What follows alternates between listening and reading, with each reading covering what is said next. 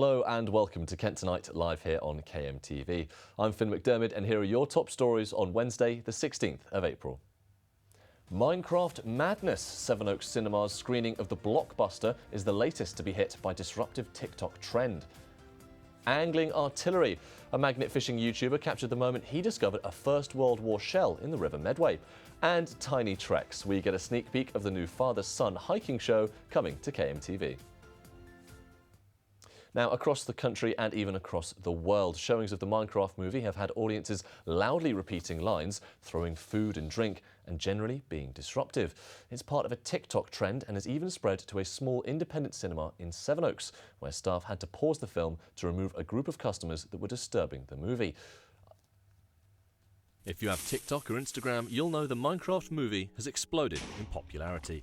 But in certain cinemas across the country, showings of the film have been marked by audiences yelling meme lines from the trailer, like The Nether, Flint and Steel, and the most infamous Chicken Jockey. It all comes from a TikTok trend, but it doesn't just stop at repeating lines. Some screenings have seen food and drink thrown, and extreme pranks like a live chicken being brought into a screening.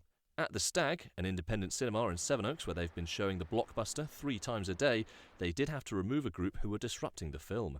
I mean, we're not special in this regard. It's been happening all over the country and all over the world, for that matter. Just some children being rowdy in a screening, it's become quite commonplace, unfortunately, for this particular film and others. We asked them to calm down, and they didn't, and then we asked them to leave, and they didn't.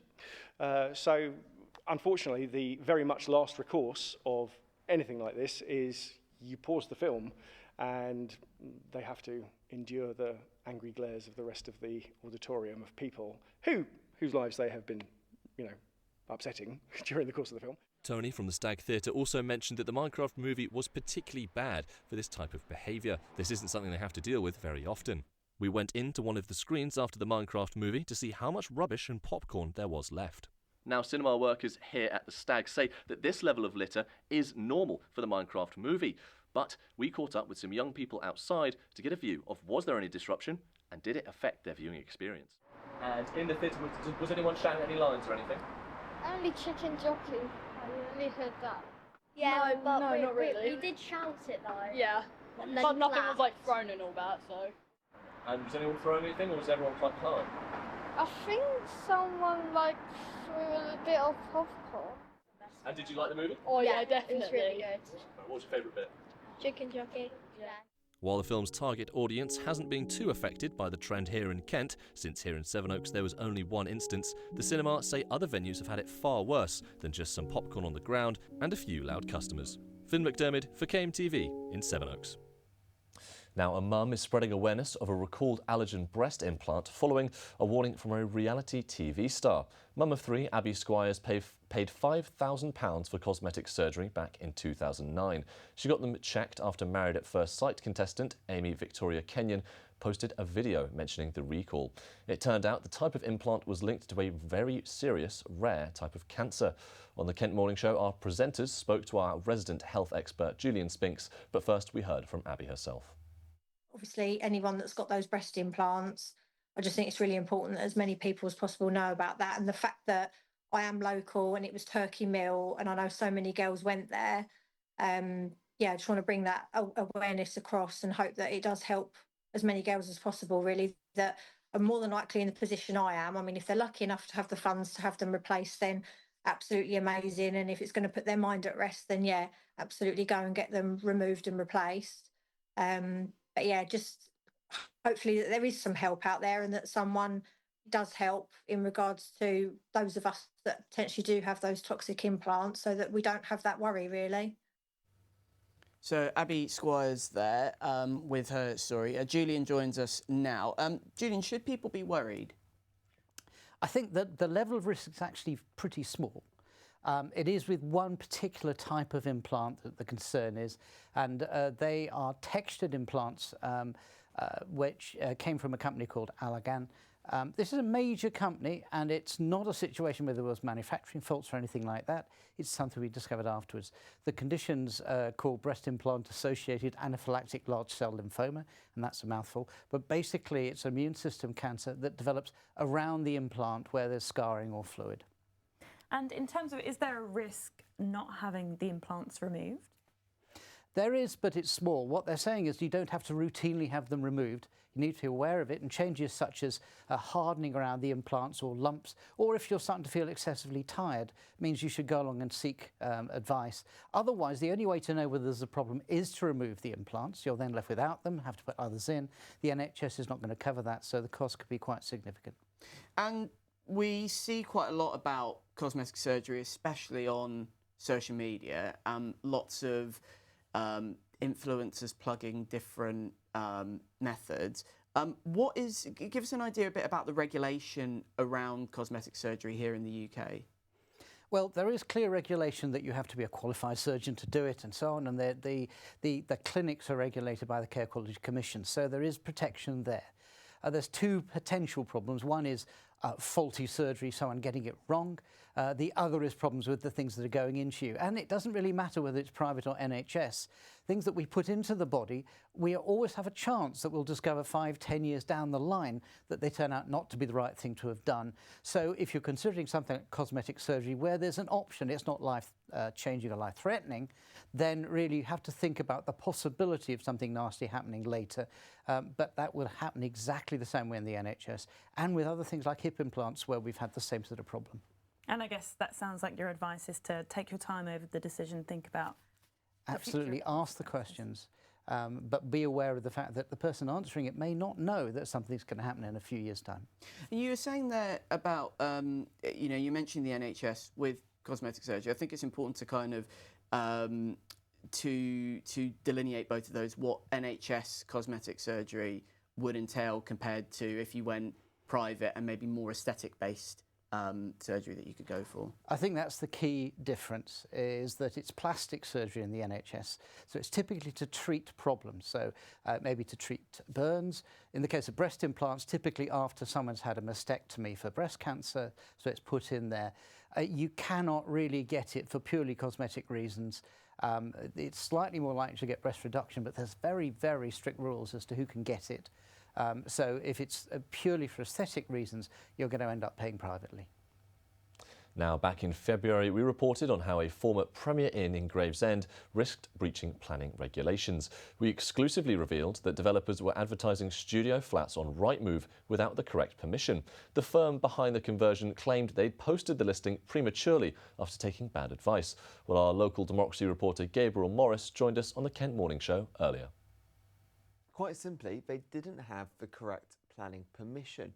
We know that because they lodged a planning application for an extension to the building, and in that application it explicitly stated the building wouldn't be used for residential purposes and it had a hotel classification. At the same time as this, there was a listing on Rightmove for studio flats for £790 a month. Would expect it to get a C3 classification or a HMO licence. It had a C1, a hotel licence. Gravesham Borough Council said that could potentially be a breach of planning permission. So what did the developers say at the time? Well, Order Design and Build had a company behind the proposals, and they bought the premises from Premier Inn in November last year. Now, at the time, they said they had received bad advice and posted that listing slightly prematurely. They said it was just to fish out, see what the market was like and if there was interest to it. And they said they'd been advised by their planning consultant that the proposed use did not constitute a change of use from C1 hotel as proposed, and it was the best fit given the classifications. They also went on to say that there were previous cases where a hotel was able to stay as a C1 hotel, but we understand that's not something that Gravesham Borough Council recognised or is actually widely used. We could only find one example of this. And how have they changed the plans now? Well, they've now applied for a change of use to a HMO licence. This is something that we knew they were going to do. The developers told us back in February when we put the story out they would be going down this avenue. They are going to extend the building by 16 rooms, going to, you can see on the screen now, on the right side of the building. So that will lose some car parking spaces. However, 46 rooms in total. There are still plenty of car parking spots in the car park because this used to be a hotel. There's a pub next door, and they say there are enough spaces to accommodate all those people in those rooms. They're also now seeking permission to redesign the interior and create more communal spaces such as kitchens and living rooms. You mentioned Gravesham Borough Council. What have they had to say? Well, they can't comment too much on a live planning application, but they say if you live in the area or you want to comment on this, you can, for or against, supporting or objecting. It's all a neutral response, and they say you will find out the results in a few weeks' time. The developer, though, has said they insisted the housing scheme is not a slum landlord project, and from their point of view, the 16 additional rooms are needed to pay for the staff that will run it. They say the rentals are very low and it's fair, and it's not designed as a massive profit-making entity. And they say hopefully in the fullness of time it'll be a model they can replicate in other areas, and they're just trying to provide a good standard for accommodation for people on lower means, they say. And when exactly are we going to find out the results of all of this? It's a case of how long is a piece of string. Deadline of June the 3rd has been set, but like all things planning, this can go on for a lot longer. Well, that's all we have time for now. Coming up after the break, we'll meet the magnet fishing YouTuber who accidentally discovered a First World War artillery shell in the River Medway. And we'll take a sneak peek at a new KMTV show, Tiny Treks, seeing our very own Cameron Tucker and his young son Alistair having a look at the best walks around the county. See you in just a few minutes.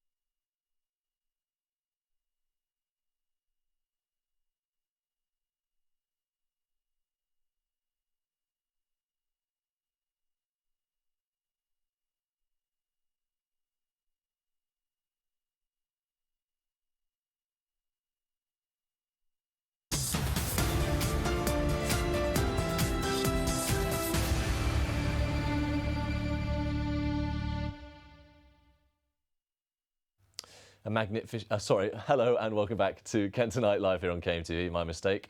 But I was just so excited to tell you about this next story where a magnet fishing YouTuber has captured the moment he discovered a First World War artillery shell in the River Medway. After calling 999, Raymond Berry watched on as Kent police set up a cordon in Maidstone town centre, with a bomb squad later arriving and safely removing it. Well, after 11 years of finding items like coins and supermarket trolleys, Raymond joined us on the Kent Morning Show to share his story.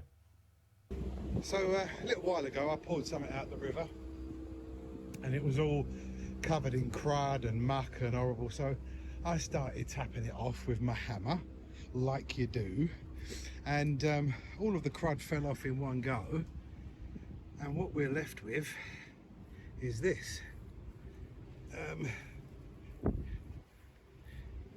It looks to me like some sort of artillery shell, but that's going to be the end of the little birthday magnet fishing, because I'm going to have to call the police. I have to call this kind of thing in.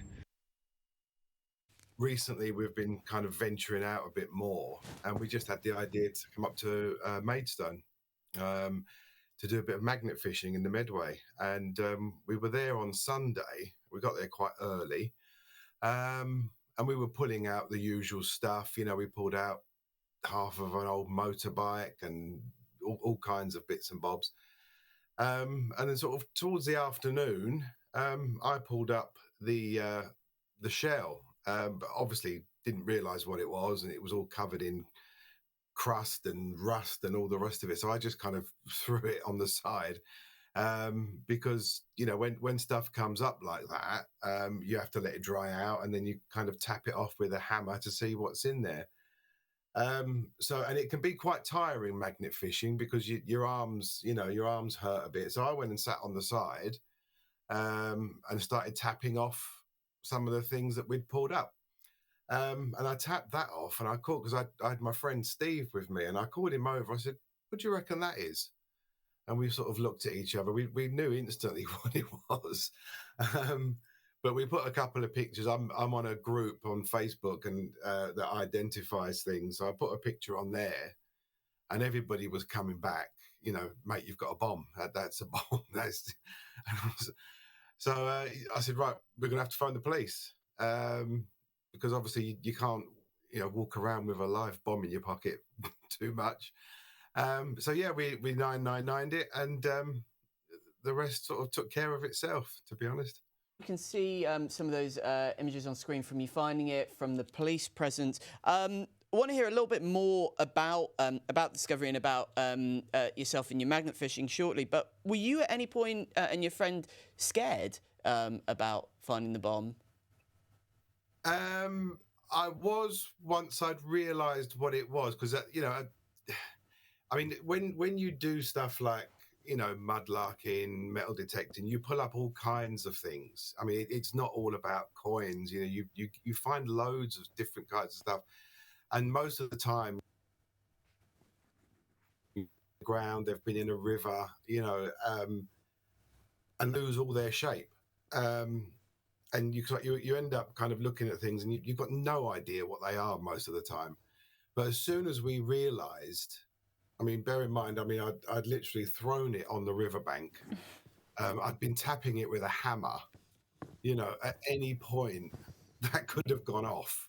So yeah, once I realised what it was, I said to my friend, "Oh my God, you know, we've used up all of our luck here. You know, let's not mess about now." Yeah, I mean, because I was hitting it with a hammer. At the beginning, you tapped things with hammers, and I didn't realise you did it to the actual bomb itself. I mean, so yeah. Tell us a bit more about the bomb. So, did they have to like sort of disarm it? What happened to it? I don't actually know, because once the police got there, they took a few pictures, because obviously, I mean, that it's not something they deal with every day. They're not experts in you know, World War I bombs, no more than I am. So they had to send some pictures off, I'm assuming, to the bomb disposal unit. And then once they came back to them and said, yeah, that's definitely an artillery shell. They had to cordon off, I think it was like 50 meters around it. So it caused a bit of disruption, and sorry to anybody in the area on Sunday that got caught up in that, but it did cause a bit of disruption. And I'm guessing, I mean, I don't know, because we left, because I say we had to get back down towards Bexhill. But normally, I mean, I've seen this, happen to other YouTubers when they've found bombs. The bomb disposal people, they kind of put it in a box, take it off, and then take it out to the middle of a field somewhere and blow it up. So I'm guessing that's what they've done. I mean, I haven't heard back from the police. I don't know exactly what's happened to it. Now it's time to take a quick look at the weather.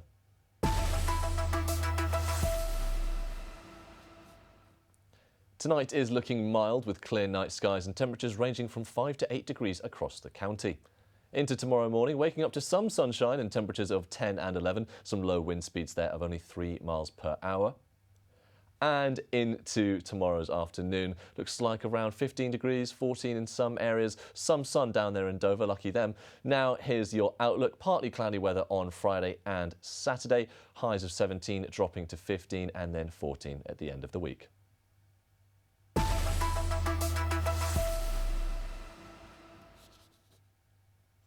Now, before we go, we just have enough time to bring you a sneak preview of a new show coming right here to KMTV. It's called Tiny Treks, and it sees our very own presenter, Cameron Tucker, alongside his young son, Alistair, journeying around the county to find the best pram and baby-friendly walks. The first episode takes place in Tenterden and Hythe, and here's their trip.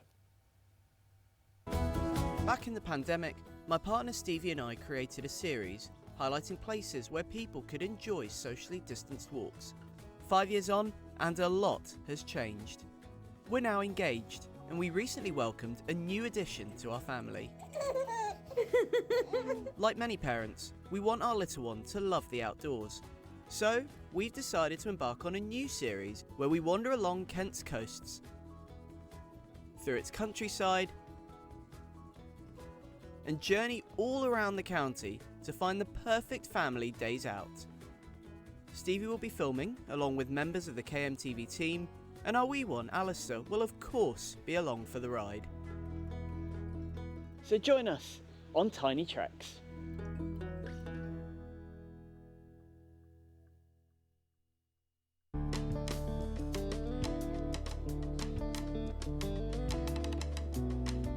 Along the River Darren is Horton Kirby. The route Ali and I are taking is 2.5 miles long, flat and with no stiles. Start at the village hall with plenty of space for parking on the adjacent road. Walk along the road towards the impressive railway viaduct towering overhead.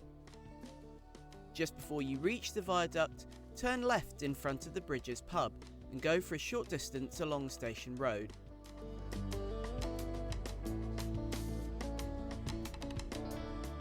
Cross the road and follow the sign for the Darrant Valley Path. So we set off around about midday, and that's a good time to aim at. You missed the cold morning and the cold evening, so aiming around about late morning, early afternoon to hit the road. He's also had a big old feed before we left, so he's got a nice full belly, ready for us to continue on our walk.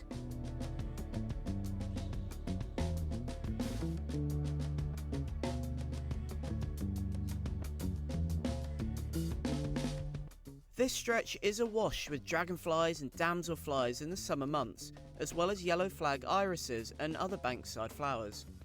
There isn't such an abundance of flora and fauna at this time of year, save for a few sightings of horses in a nearby paddock.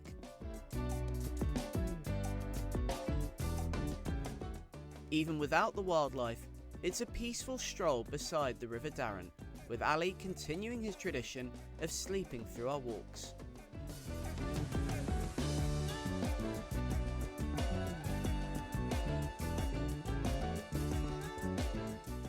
Eventually, we come to a wooden barrier, head straight through and walk along the left edge of a field.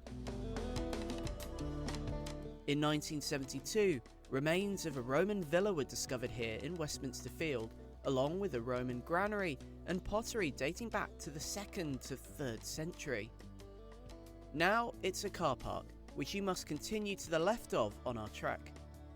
Go straight for 30 yards to the field's corner, reaching a wooden kissing gate. So we're about halfway through the walk. We've just come through the car park, and this is the point where it's not really pram friendly anymore. It's very muddy underfoot. We've got our walking shoes on, or if you've got wellies, make sure you wear them because it does get a little bit thick from here on in. We traipse along the main wide path across a meadow, through a gap in the far right corner, and ahead alongside a wire fence on the right. Soon the river returns. Follow it under trees to a lane. Turn left along the lane for 100 yards, keeping safe as you do so. At a finger post under trees, follow the path between wire fences. Where the path forks, take the left way alongside the hedge, running along the left side of a field. When you come to a road, you'll be a stone's throw from the Fighting Cocks pub, a welcome stop for a pint. Follow the road as it bends into Horton Road until it takes you all the way back to the start.